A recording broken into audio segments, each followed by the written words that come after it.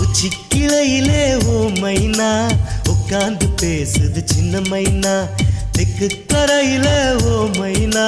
தெம்மாங்கு பாடுது செல்ல மைனா அது பாடும் பாட்டின் ராகம் நெஞ்சில் தேனாக பாயுது அதை கேட்கும் போது மனதில் முல்லை பூவாசம் வீசுது